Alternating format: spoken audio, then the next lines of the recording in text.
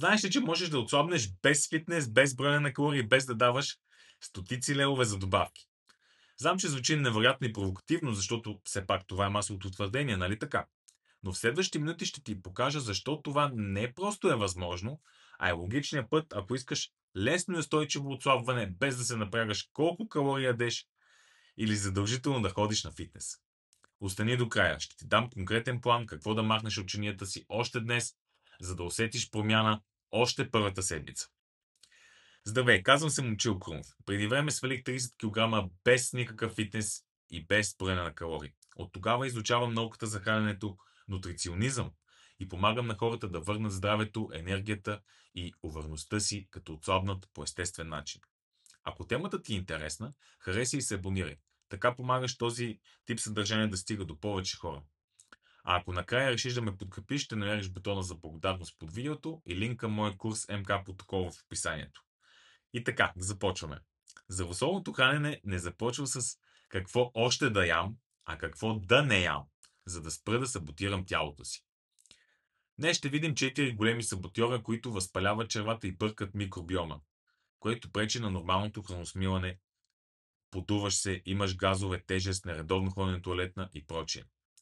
Също така разбутват хормоните, особено инсулина, естрогена и кортизола. Блокират изгарянето на мазнини и ускоряват стареенето на клетките.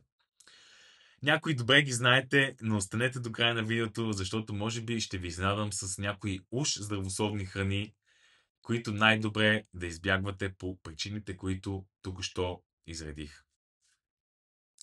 Започваме с така добре известния на всички глутен. Всеки знае, че е вреден, но въпреки това го консумира.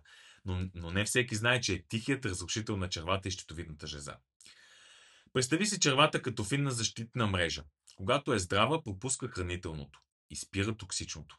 При много хора глутенът прави дребни пробойни, пропускливи черва, но не непременно драматично, а тихо възпаление, подуване, газове, кожни реакции и мозъчна мъгла. И не, тук не говорим само за пълна глутенова непоносимост.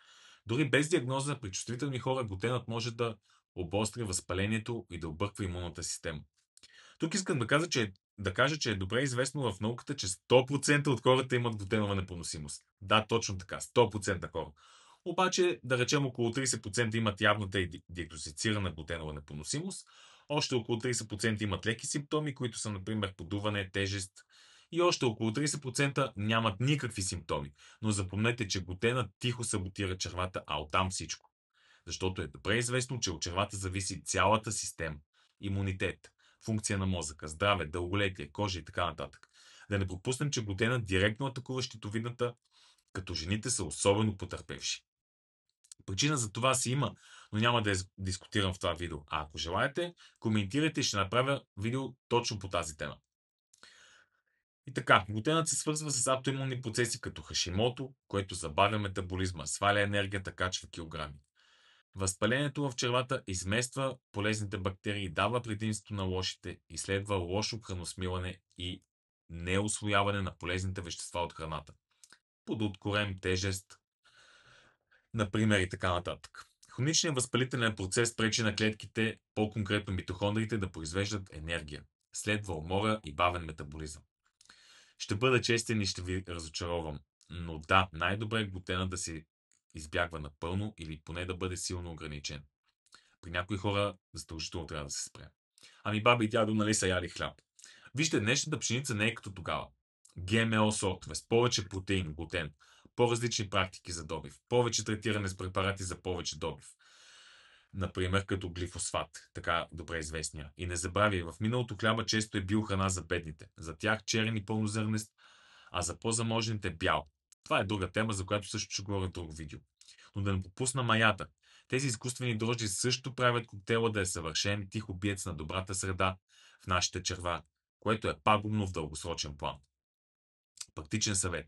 Ако изобщо не можеш без хляб, пробвай такъв с квас и бавно стасване. Това прави глутена по-лесен за тялото. Ферментацията пред храносмила част от проблемите. Това не е зелена карта да ядеш безкрайно, но е по-добрата версия.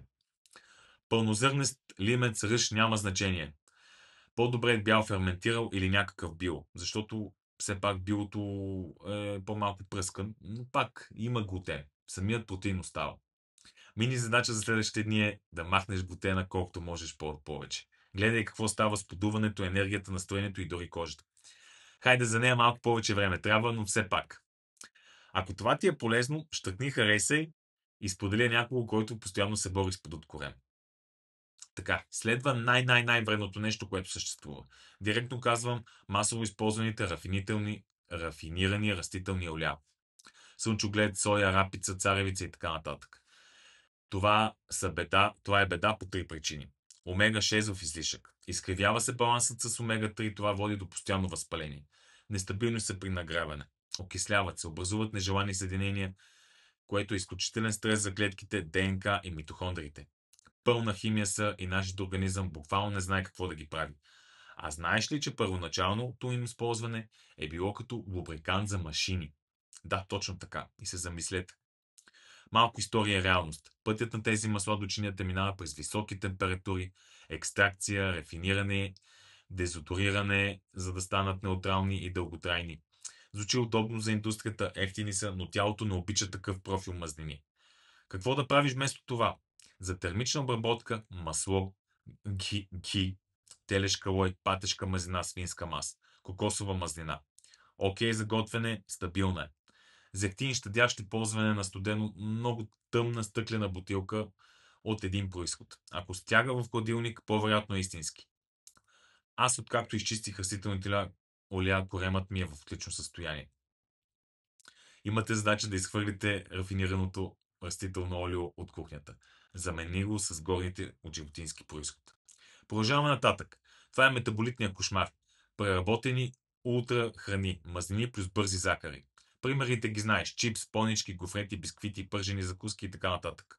Захарта рязко вдига инсулина. Сигнал, складира излишната енергия. Окислените мазнини натоварват митохондрите и клетъчните мембрани. Заедно блокират изгарянето на мазнини. Всъщност правят клетките гладни за истински хранителни вещества, защото това са празни калории и съответно съвсем за кратко ти притъпяват апетита, а след това сте адски гладни и то обикновено за още от същото. Следва и бърз пад на енергията. Звучи познато, нали? И да, пристрастяващи са по дизайн. Тук идва лабораторния вкус. Сол, захар, аромати и текстури, които да ти натиснат бутоните. Същите принципи на зависимост, които познаваме от други индустрии, са приложени тук, за да искаш още и още само от това. Не е липса на воля. Инженеринг е. Какво да правите? Една седмица без чипсове, понички, бисквити и така нататък. Замени с истинска храна. Яйца, месо, риба, зеленчуци. Ще усетите по-малко глад, по-стабилна енергия, по-спокоен корем. Ако е наистина така, кажи ми в коментарите как мина този експеримент. Мога да се обзаложа, че не ви изненадва до сега изброените храни, но тук става интересно. Фрешове, газирани напитки и сокове. Звучи здравословно, особено фрешът, но за черния дроб ефектът често е като алкохол. Защото фруктозата се обработва само единствено там и много лесно се превръща в мазнини и триглицериди. Резултатите – омазнен черен дроб, инсулинова резистентност, възпаление, гликация на кожата. Захарта буквално се лепи за колагена и го състарява. Съвременните плодове са селектирани да са по-сладки и налични целогодишно. Това е далеч от природния цикъл, малко и сезонно. За деца особено внимателни трябва да сте. Честите сладки напитки са лоша услуга на черния дроб и метаболизма. Медът звучи натурално, но все пак е концентрирана захар. Ако целиш отслабване и спокоен инсулин, бягай далече. Ако имаш проблеми с черния дроб, също. Задача за седмицата имате никакви захарни напитки и фрешове. Вода, газирана вода също, чай, кафе, без сироп и захари. Ако ти се яде сладко, изяж цял плод, не пий сока му, концентрат.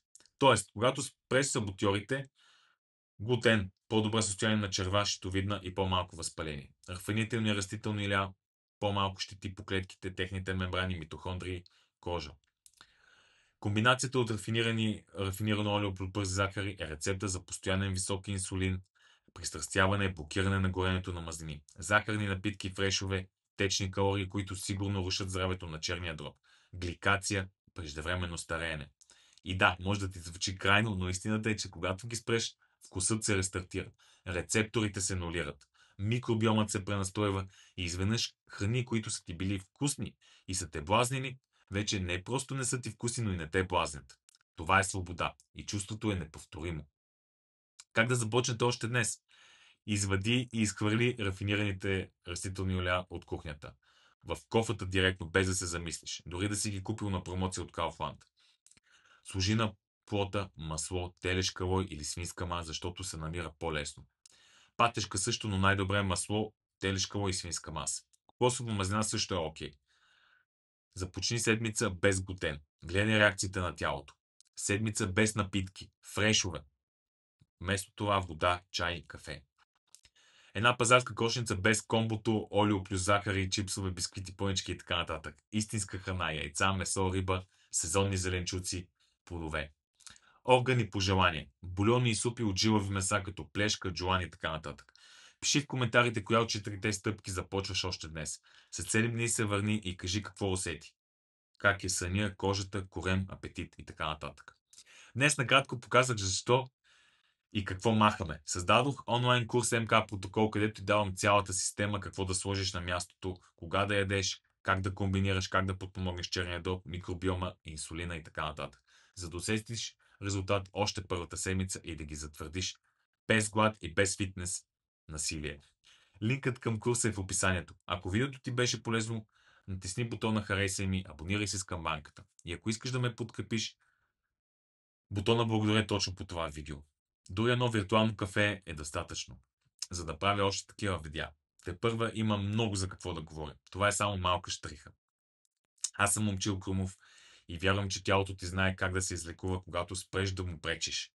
Започни с малкото днес и гледай как останалото идва по-лесно, по-сито и по-устойчиво, отколкото някога са ти казвали.